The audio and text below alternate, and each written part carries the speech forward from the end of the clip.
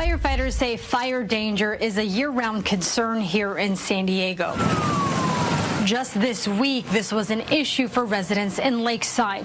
This led us to take a closer look at how homeowners can protect their homes when it comes to fire insurance. Before flames like these reach homes, insurance officials say homeowners need to make sure they understand what type of fire coverage they have. Your homeowner's insurance basic coverage is fire, which includes wildfire, kitchen fires, any type of fire. We've seen wildfires and people get evacuated, and when they're out of their homes for a few weeks to a year or two while they're rebuilding, the additional living expenses are really an important part of your homeowner's policy. In San Diego, the average cost of homeowners insurance can run from $109 to $119 a month. But over the last few years, fire insurance hasn't been easy to get or keep for some residents who live in high fire hazard zones, as some insurance companies stopped issuing policies or drastically increased rates because of the fire risk. This past March, the state rolled out a new map of fire hazard severity zones for San Diego County, which shows a 26% increase in acreage designated as very high fire risk. According to the state fire marshal's website, the location of this week's fire at the mobile home park in Lakeside did not fall in a fire hazard severity zone. But that doesn't mean fire insurance isn't recommended for areas like that in Lakeside. We spoke to Janet Ruiz with the Insurance Information Institute, a nonprofit that gathers insurance data. She says those who are dropped from their policies can ask their insurance companies if there's anything they can change to get their policies reinstated, focusing on mitigation efforts. If you look at wildfireprepared.org, you'll see that you can get a certificate that's good for 3 years when you've done your work. Insurance companies highly respect those certificates. If not, those in California also have the option of looking at the California Fair Plan, which requires homeowners to show they've been turned down for traditional homeowners insurance. This type of policy doesn't include homeowners insurance coverages such as liability. And we call it the insurer of last resort. It's more expensive, it's less coverage. Janet says if you go this route, make sure to continue shopping around. As the California Department of Insurance modernizes the regulatory process, they are bringing back more companies into the fold, and we'll see in 2026 more insurance will be available as the companies can start writing more again. Marie Cornell, ABC 10 News.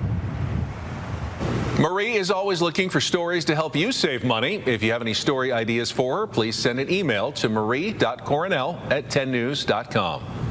We've been talking about the possibility of rate cuts for months. Now it looks like it's actually going to happen. Financial advisor John Bovard says big changes are on the way. There are certain economists that are pricing in 2 to 3 rate cuts before the end of the year. So what does that actually mean for you? Borrowing could get cheaper, but your savings may not stretch as far. One thing to be aware of as a consumer, your interest rate may be decreasing on that money. On the flip side, credit cards and car payments could be more affordable. If you're looking to buy or sell your home, this is going to impact your mortgage. A 30-year mortgage is around 6.5%. The goal could be to hopefully get that below 6% some point between now and the end of the year. And if that does happen, what that could mean, a larger supply of available homes for sale. And here in the tri-state, lower rates could shake up the housing market. So a lot of people that own a home now in the tri-state area have a low interest rate between 3 or 4%. If rates fall, more homeowners could decide to sell, giving buyers more options to choose from. The Fed meets later this month, but what can you do to get ready now? 1, fix up your house to get it ready to sell. Fixing up a certain room, patching drywall, painting. 2, check your credit score and boost savings for a down payment. 3, track rates closely. Reach out to a bank or a mortgage lender to actively start to see what their rates are doing. Whether you're saving, borrowing, or house hunting, rate cuts could affect it all. Taylor Nimmo, Scripps News Group. The Joan Performing Arts Center in Liberty Station has officially made its debut. Still ahead, we take you behind the scenes of opening night in a story that's positively San Diego.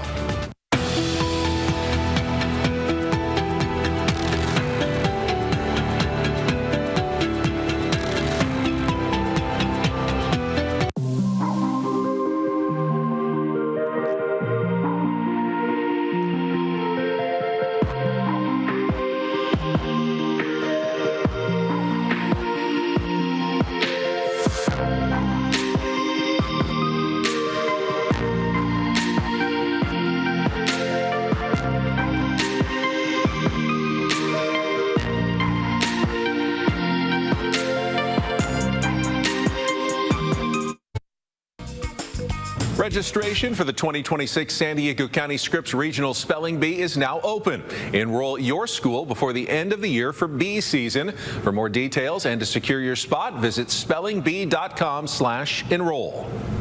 Americans could soon be greatly affected by historic tariffs. Scripps News Group's Liz Landers breaks down a new analysis in today's consumer headlines.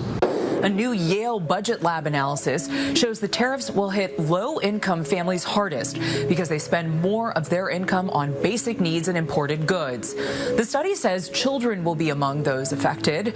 Nearly 36 million Americans were already living in poverty at the end of last year.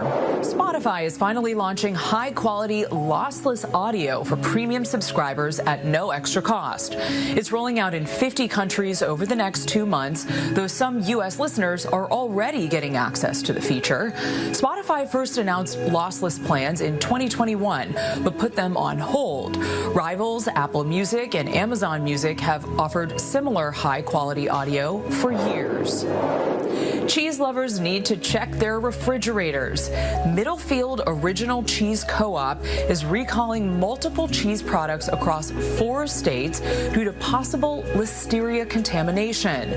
The recall includes organic Gouda, cheddar, Swiss, and other varieties sold in several states between July 7th and August 14th. Throw out the products or return them for a refund. A full list is on the FDA's website. The Joan and Irwin Jacobs Performing Arts Center, also known as The Joan, is officially open. The project is a collaboration between Arts District Liberty Station and Signet Theater. They're kicking off their first season with the musical Follies. Before last night's sold-out show, ABC 10 News reporter Yasmin Ludi had a chance to hang out with some of the main characters. It's opening week here at the new theater at Liberty Station, so we're going behind the scenes with some of the actors, and hold on. We're showing you what it takes to get into costume. 1, 2, 3, 4, 5, 6, 7. Taking center stage, Russell Garrett is glad to be back in his hometown. The opportunity to get to do this show in this brand new venue in my hometown, I was a little overwhelmed by all of that. In the show Follies, Russell takes on the character Buddy Plumber, who's described as a down-on-his-luck salesman. The cool thing about Follies is that it is an opportunity for a lot of older performers to have a showcase, because a lot of musicals being written these days are for young people. The musical is about a crumbling Broadway theater scheduled for demolition. The former showgirls decide to reunite one last time. It's a fantastic show. First of all, a show that does not get done very often. Follies is sort of a rare beast